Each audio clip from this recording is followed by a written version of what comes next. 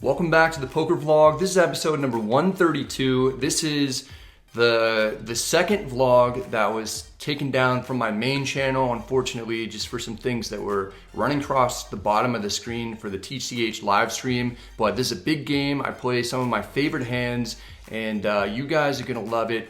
Glad to have this one back up on YouTube somewhere to complete, all the vlogs that I have ever done. Hope you guys enjoy it. I think you will. It's one of my favorites, and let's go ahead and get started.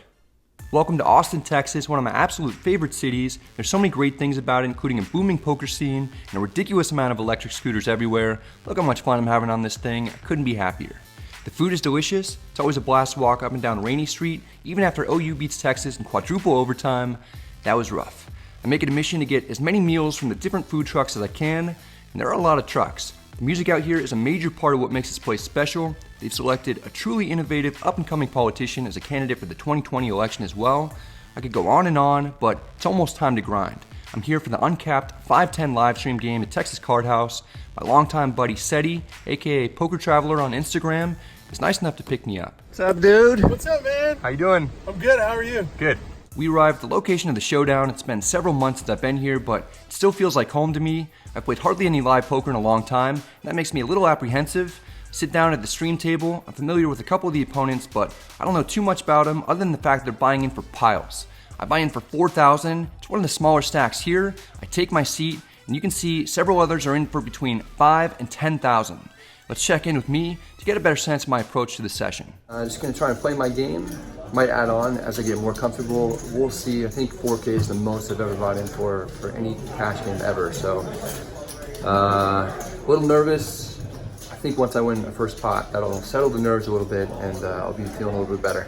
I haven't really played much poker lately other than the online WSOP, but what the hell? Let's just go ahead and jump into one of the largest cash games of my life, and let's stream it. And welcome to a special Thursday night edition here of TCH Live. We have a fantastic show for you here tonight, as we've got Brad Owen, the legend, Brad Owen, visiting here tonight to play on the stream. Some 510 no limit. We've got a star-studded lineup here of all of your favorites. Generally, this game is a Thursday 1-3 match stack, but hey, with Brad Owen in town, here to play some live poker, so why don't we juice the stakes up here a little bit. We're going to see a lot of straddles, double straddles, triple straddles, so buckle up here. Great. I'm just going to be on the verge of throwing up a little bit every time I'm in a hand. I mean, that usual Thursday 1-3 doesn't sound too bad at the moment, but sure, let's play Norma since I'm here. No turning back now, I suppose. I've nearly zero playable hands for over an hour to start before I'm dealt pocket fives in the big blind. There are 2 straddles at the moment, so it's 5, 10, 20, 40, no limit. Folds to me, I open to 175, it's a little over 4 times the second straddle amount. Kevin, who's a local pro and great player, has ace-8 of hearts. He defends from under the gun +1, or heads up, out of position, playing for piles. Not to worry though. One of our first flops here for Brad, and he's going to flop bottom set. Poor Kevin just keeps running top pair into sets.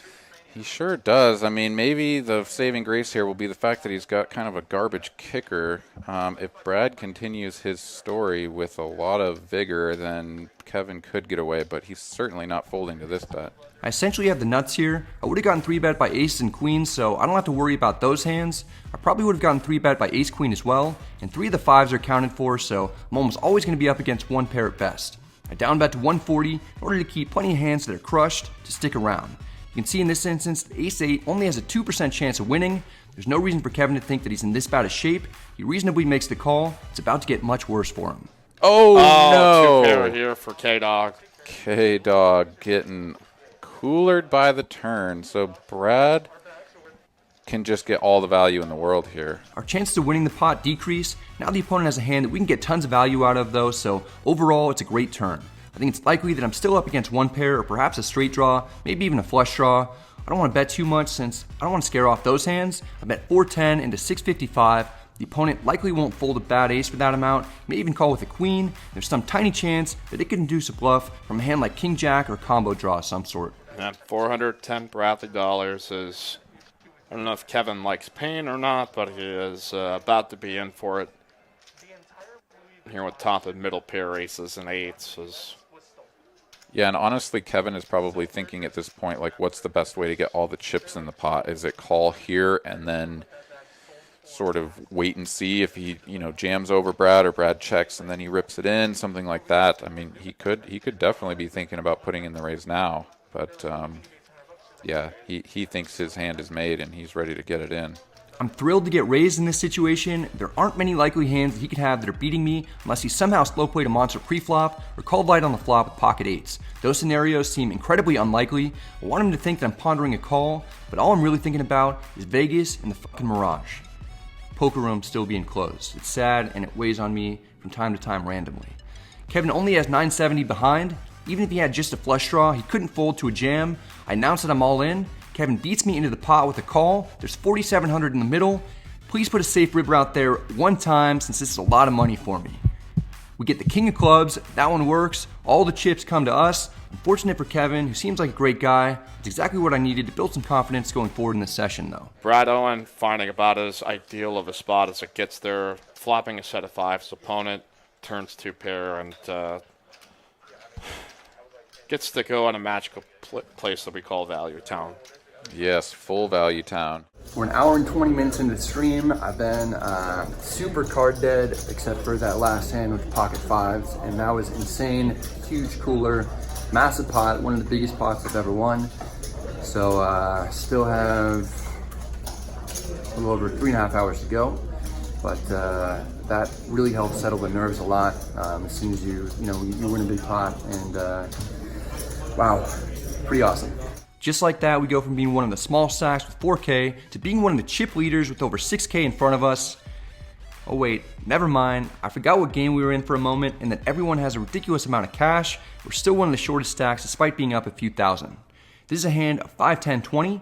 E, who's one of the best players at the table, if not the best, is first to act and opens a 75 from under the gun +1 with ace-3 suited. The player on his left, J-Stack, makes the call with 9-8 suited. On decides he wants to come along with 9-4 offsuit. He's not there to fold. It's on me in the hijack. I have ace-5 of hearts. I haven't been dealt any strong hands pre-flop yet, but our opponents don't necessarily know that. I have what's actually the best hand at the moment and good card removal and playability. I want to capitalize on my tight image by putting in a 3-bet squeeze against several opponents who've shown a propensity to play wide ranges from various positions. I make it 500, folds back to E, the initial pre-flop raiser. I'm most concerned about him. J-Stack actually calls out a turn. I'm not too thrilled to see that. On folds, and then finally E folds. We're heads up, in position, in a very large pot. I mostly put my opponent on a small or medium pocket pair. J-Stack makes that call. Wow. Okay, this is some spicy poker right here. Oh boy, and he's connected with that on the diamonds with a gutter. Gutter to the straight flush. J-Stack is going nowhere. J-Stack checks to me. This is really unlucky to get an opponent to invest 20% of his stack pre-flop with 9-8 of diamonds and have him just absolutely smash it with all kinds of draws, especially given that one of the other players already folded 2 diamonds. I'm thinking that 2 Broadway cards out there is great for my 3-bet range. I can wrap sets, over pairs, could have huge draws myself. Here, I actually have an over and some good backdoor draws anyway. My opponent will a lot of times have none of what's on the board if he has pocket 9s down to 5s, for example. Small bet will win the pot a decent percentage of the time. I down bet to 450 expecting a quick fold. Instead, I'm in for a big surprise. J-Stack shoves it in. It's not what I wanted to see at all. There's not a whole lot I can do anymore. I have to lay it down. Weird hand. Happy with how I played it. Doesn't go well for me though. We lose close to 1,000 there. We're gonna have some big swings tonight. Some time goes by before we play one of the very few hands in the entire stream that isn't straddled. It's straight 5-10. E opens at 35 from middle position with ace-jack offsuit. Nemesis in the previous hand calls with 8-5 suited from the hijack. It's on the cutoff. His name is Matt. He's a young pro. It's one of the best in the area. He's new to the game, and he 3-bets to 150. In these big games, there are lots of light 3-bets. People do it with all kinds of hands that they would normally flat with in smaller games. Fairly often, I treat 3-bets in these games like they're just open raises. For that reason, when I pick up ace-queen offsuit here, I don't want to flat and potentially play a hand 3, 4, or possibly more ways. I could be best like I am in this instance, and I want to narrow down the field. I 4-bet to 425, didn't feel the need to make it large since it looks very strong anytime you put in a 4-bet, plus I'm in position. I have a decent holding, but I wouldn't be mad if it folds through. One by one, the opponents let their hands go, pick up a nice little pot without having to battle too hard. Next we have ace-queen suited in the hijack. It's a straddle pot. J-Stack limped in with jack-9 offsuit from under the gun +2. I toss in a black chip to raise it up to 100. Folds to my buddy Cedric. He wakes up to ace-king suited in the big blind. He has his I'm going to 3-bet you posture going. I'm just wondering how much it's going to be. He throws in some chips that amount to 300. It's a really small raise considering there's another player that limped in and said he's out of position. J-Stack doesn't want to dance. He folds. There aren't many holdings that raise with pre-flop over a limp and then fold in this situation. Happy to see a flop in position in a large pot. I call.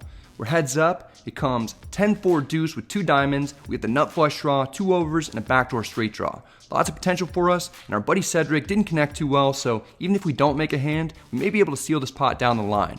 Cedric does have some backdoor draws, and he doesn't want to give up at the moment. He down bets at 275.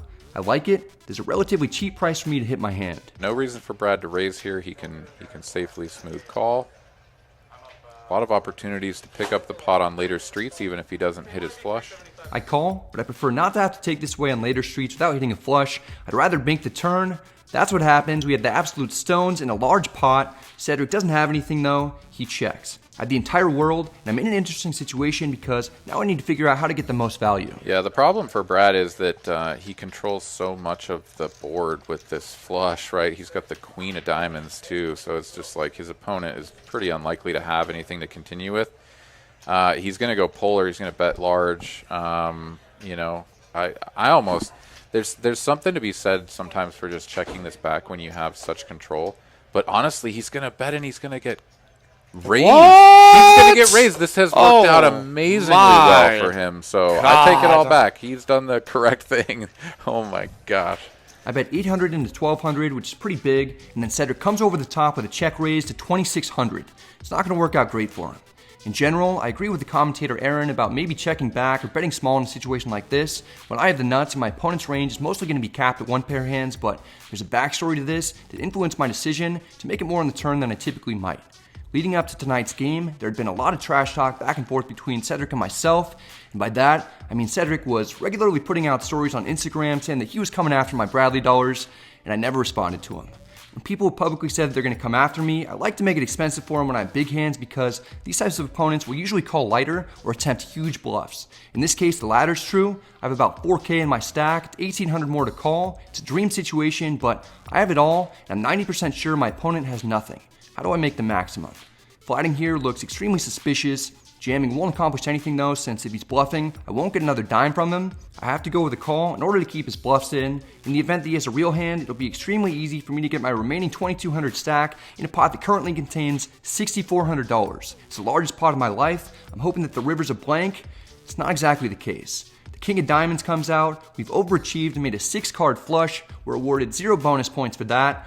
Cedric checks. Seemingly gives up on his bluff attempt now that he has at least some minimal showdown value with top pair, top kicker. He's a smart guy that knows I'm going to have a monster and have him beat nearly 100% of the time. The problem for me is that the ace, king, and queen of diamonds are all accounted for in this 3-bet pot, and it's already been checked to me, so I don't anticipate being able to get called by anything. My only hope is to bet tiny to either get a crying call from someone who wouldn't be able to sleep at night if they got bluffed in a giant pot for a small amount, or perhaps the opponent will somehow think that he has fold equity by shoving over the top. I consider $400 as the base amount, then I go up the ladder from there. If he's willing to call 400, probably call 500 or 600, possibly 700. Yeah, that seems like a good amount. He's going to bet 700 here on the end. Oh, and not even 700 is going to get a call from Poker Traveler. He goes for the thinnest little bet, and Poker Traveler says, nah, you got the goods, buddy. You can take it down. 7K pot for 700. There wasn't even an all-in, and I still win the biggest hand that I've ever played in a cash game. I'm up 4,600 on the session. What a great night. I don't even have time to stack my chips before I get involved again. In the very next hand, I dealt ace-9 of spades. You'll have to remember that because the RFID reader on the table was covered by my chips. It doesn't pick up what I'm holding. Once again, it's ace-9 of spades. There's a double straddle, so it's 5, 10, 20, 40. I raise it up to 150 for middle position. J-Stack, the double straddler, defends for 110 more from under the gun +1 with 6-5 offsuit. It's really coming after me apparently. We're heads up. The flop is ace, jack, deuce, rainbow. We have top pair, medium kicker. J-Stack checks. This is a situation where we're going to be way ahead a lot of the time, but we're likely only going to get 2 streets of value. On dry boards, you can get those 2 streets of value on the turn and the river, whereas on wet boards, it's better to do that on the flop and the turn, so you can potentially charge drawing hands before they brick the river and don't want to put any more money in the middle. I check back for those reasons, to continue stacking my chips, and to potentially induce a bluff on the turn for my opponent. The turn is a 4, giving J-Stack a gut shot straight draw. He checked turn in the dark before it came out, so I bet 200 in the dark. J-Stack makes the call. The river is the 9 of clubs. The flush draw gets there. We make 2 pair though. The opponent has nothing. The only way he can win the pot is if he bets. He does. He makes it 250. When he makes it that small, I don't get the feeling that he has a flush, like he might be trying to represent. I get the sense that he has a real hand like 1 pair he wants to get the showdown cheaply with. I feel like I have him beat, and there's some chance that he can call a raise. I test my theory by bumping it up to 1,000. Obviously, my assessment isn't accurate in this case. I'm not going to get called by 6-5 offsuit. J-Stack not having it. Does not love pan.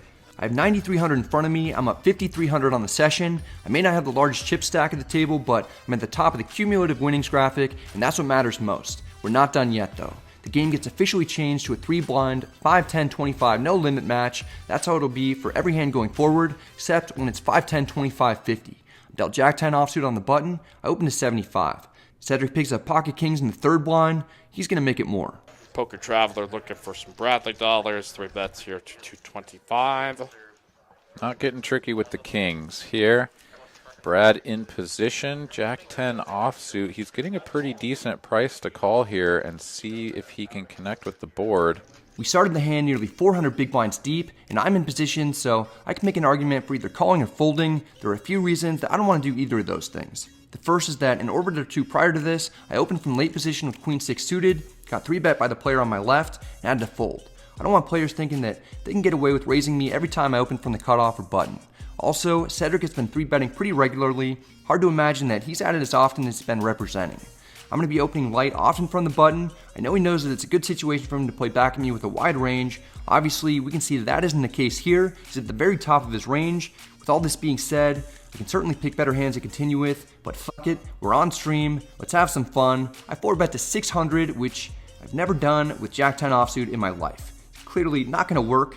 At least I don't get 5-bet. Since we're playing so deep, Cedric prefers to take a flop. He just flats. That looks very strong. I'm going to give up. The flop comes Jack-8-6 all clubs. We have top pair and a backdoor straight draw, but no flush draw. The good news is that Seti doesn't have a club in his hand either. He checks it to me since I'm the pre-flop aggressor. I have some showdown value, and I basically snap check back by design. I'm hoping Seti will find it odd that I'm not even taking a stab at it after I 4-bet.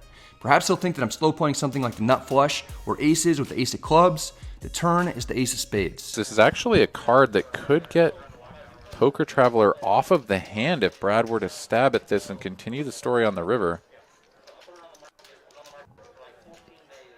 Brad's going to try it, though. He's going to try a super down bet here. It's like, what, a 1/4 pot bet? Yeah, and I actually like this because let's say that he had a hand with an ace in it that didn't have a club, right? So like he would have continued on the flop with a club, but then he picks up the ace and he's just going to go ahead and put out this small little bet. And I like that a lot. And sure enough, he's going to show him. He's just going to show him, yeah, a pair of jacks. There you go. A pair of jacks. What do you want? So far tonight, Brad Owen has gotten the better of the Poker Traveler. I win this with a tiny bet on the turn. I was hoping that it'd be fresh in Cedric's mind that I bet very small when I had the nuts in the previous battle we had. There really weren't any good rivers for Cedric other than the king of diamonds, so he folds in a spot that's usually going to be a disciplined laydown after I 4-bet pre-flop. I get lucky that Cedric has what he has, although after we checked the turn, figured he probably didn't love his hand very much, and I was potentially going to fire big on the river anyway. All of a sudden, we're up $6,000. Everything's going smoothly at the moment. A few orbits later, Cedric has 9-6 suited in the hijack. He raises it up to 105. E calls on the button with ace-10 offsuit. I pick up ace-queen suited in the 3rd blind. I could call or 3-bet. I elect to call in order to keep hands in that are much worse than mine, keep the pot smaller when I'm out of position, close the action, and to potentially surprise my opponents with a stronger hand than they might think.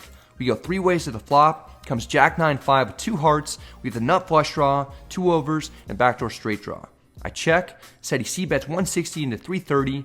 E doesn't have a piece and wisely folds. I'm getting a price that I'm happy with. I call. The turn is the 3 of diamonds, no help.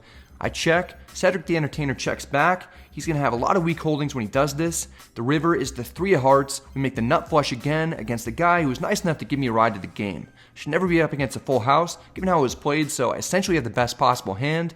When Cedric checks the turn, it really capped his range because I don't imagine he'd do that with an overpair or better. I don't think he'd even check the turn with a good jack. He either has a hand like Queen Jack or Jack 10, or a high card hand. There's some chance he could have a flush as well, but it's very unlikely because I think he would have continued on the turn with a lot of his drawing hands. I don't want to check and have this check back. I'm going to bet. He's going to go for value here, and he's going to go big, a little slight over bet. I bet 700 into 650 because I want to try and get a hero call out of my opponent. There's a lot of history up to this point in the session. I bet small with the nuts. I bet small as a bluff that was successful.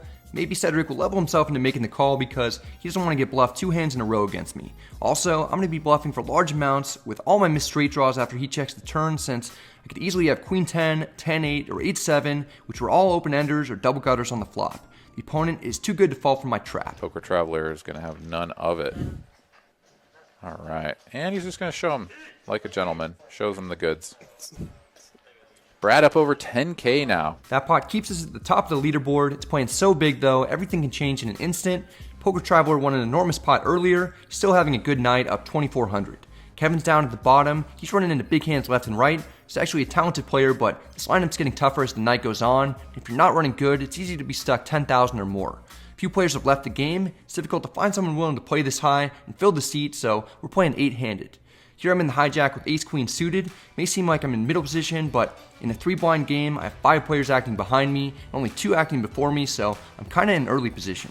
I raise a 75, folds around to E in the $25 blind. Rather than flatting with king-jack offsuit and closing the action, he puts in the 3-bet to 250. Towards the top of my range, typically big blinds don't 3-bet over early position raisers light, so calling and seeing a flop in position seems like the best play. That's what I do. We're heads up with the best hand. Not for long though. The dealer puts out Jack 5-4 rainbow, easing the lead with top pair and good kicker. He bets 165 into 515. It's a small bet, and I only need 20% equity to call profitably. You can see my chance to winning the hand are 29%, plus I'm in position. I have 2 overs and backdoor draws to the nuts, which leads me to stick around in order to see at least one more card. King ball right there on the turn, so E's hand gets even better.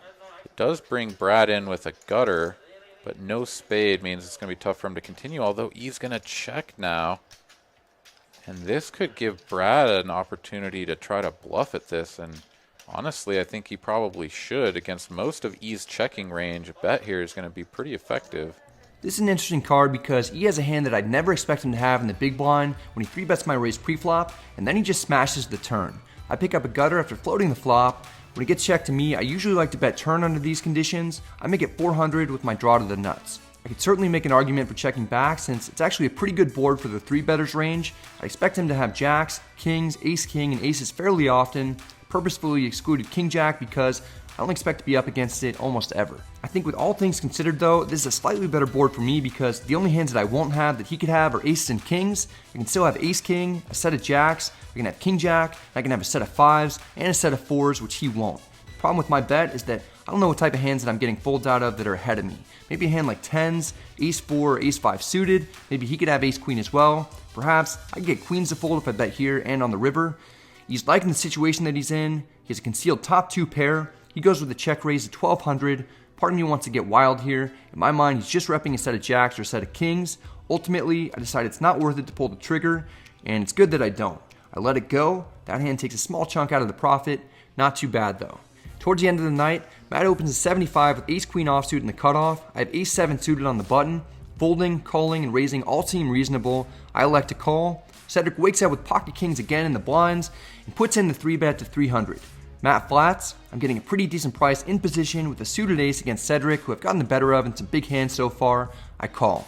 We go 3 ways to the flop. Comes 8-5 deuce rainbow. Cedric has the best hand, but it's not particularly great for his range. He's going to be capped at 1 pair, and he's facing multiple opponents out of position. He puts out his T-bet at 400. Matt isn't in a great spot with his ace-queen, especially with me behind him. He folds. I'm getting over 3-1 on a call. You can see in the bottom right that my chances of winning are 22%, which is just under the 24% equity that I need, but the implied odds are massive if I make a big hand, given the history that I have so far with Cedric, and the fact that our stacks are so large. If I can backdoor my way into a flush or a straight, I should be able to win piles of money, plus the way that the hand has been played, I can have all the sets, whereas he typically won't have any. There's also no real reason for me to think that Cedric's going to have a pair yet. He could easily just have a hand like ace-king, ace-queen, or ace-4 suited, played the same way. If he ever does have those hands, I can steal it from him down the line. I call with devious intentions. Any club on the turn will give me a flush draw, any 3, 4, 6, or 9 will give me a straight draw, and an ace will give me the winner. The turn is the best card possible other than an ace. It's a 6 of clubs, giving me a flush draw and an open ender. Cedric doesn't love it. He checks for pot control. He knows that small and medium cards aren't good for him. my chances of winning this have all of a sudden gone up to 41%. I'm definitely going to bet. I choose a sizing at 650. It's not that large, but it'll weed out his ace-high hands that he may have c-bet with, and it builds a bigger pot in case I'm able to drill the river. Cedric's going nowhere with his kings. He calls. This narrows down his range significantly. I know almost for certain that I'm up against an overpair. Since I have an ace, I immediately think to myself that he has kings or queens. Please, dealer, put out any club, 9 or 4, so I can win all the money. The pot's already $3,000. Let's see if Brad can improve here on the river, and he will not. So that jack of hearts is going to brick out for him. Poker Traveler going to put in the check, and now Brad is sitting there with ace high. Again, we find ourselves in a very interesting spot. Up to this point, I played this hand exactly like I would if I had a set. I can continue with that story and bet huge. Cedric is a good player and is smart enough to know that the hand I'd be representing after calling a 3-bet pre-flop, calling a flop bet, betting turn, and betting again on the river would have kings crushed. There really weren't any possible draws for me to have on the flop. I suppose that I could have 4s, 7s, or 9s, play it the same way, but I'd always check those back on the river. A bet here will look super strong. I'm going for it. Now I need to consider the sizing. A large bet might look too much like I want to fold. That could have a reverse effect, causing me to get called lighter while risking more. I think, how much would I bet if I actually had a set and wanted to get paid off? I settle on 1,400. Maybe said he'll level himself into making a big fold since I've won all of our other big battles up to this one. He might think that he's running terrible and just can't beat me today. Nope. I announced the bet and said he snaps it off before I even get my chips in there. Maybe if this was earlier on in the night, this might have worked, but Cedric tells me there was no way he was going to risk being wrong folding kings to me twice. Probably not a good idea to try and bluff someone multiple times in big pots. It's even dumber to try and get someone to fold a hand that you know is strong. That wraps up the day one stream. I lose a chunk of the profit at the end there, but still win over 2K on the session. It's nice to come out ahead, but after being up over 6K, it's not quite as sweet. Cedric ends up being the big winner on the night. He didn't get any Bradley dollars, but he got a lot of his Cedric dollars back after I matched his punt with a punt of my own. What a crazy session this was. Feels good to book a W and rack up live cash game chips once again for the poker vlog.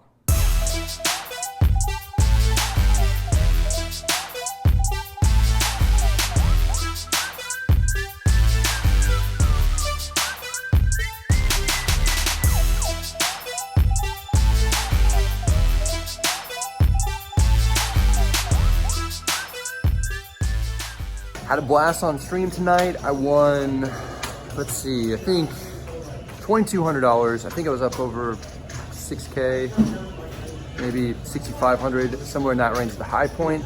And then we kicked it up to 10.25 and it was 10.25.50. And I tried to bluff this guy. So we went back and forth. Cedric, how much did you win tonight? 5,500. 5,500. 5,500. Nice. So still a good night. I was really worried about playing a game this big. Anytime you play like 5-5 or anything, the game's usually about 4 times bigger than the comparable stakes in Vegas or something. So I mean, it was just an absolutely massive game, and I was worried that I might lose like 3 to 5K. So to come out ahead, really happy about that, and had a good time, man. So tomorrow, gonna be playing some 5-5. Probably won't film. Just gonna hang out and relax a little bit. The next day, I visit my new friend Craig. He's a vlog watcher who lives in Austin. He makes me the coolest poker table on the planet. Right in the middle is the map that I created from episode 59. Did an amazing job with it. We just need to figure out how to get the table to Las Vegas. He shows me around his operation and takes me step by step through the process of making a table. I also get a chance to meet the rest of Craig's terrific family. There's nothing cooler to me than people finding something that they're passionate about, turning it into a profitable venture.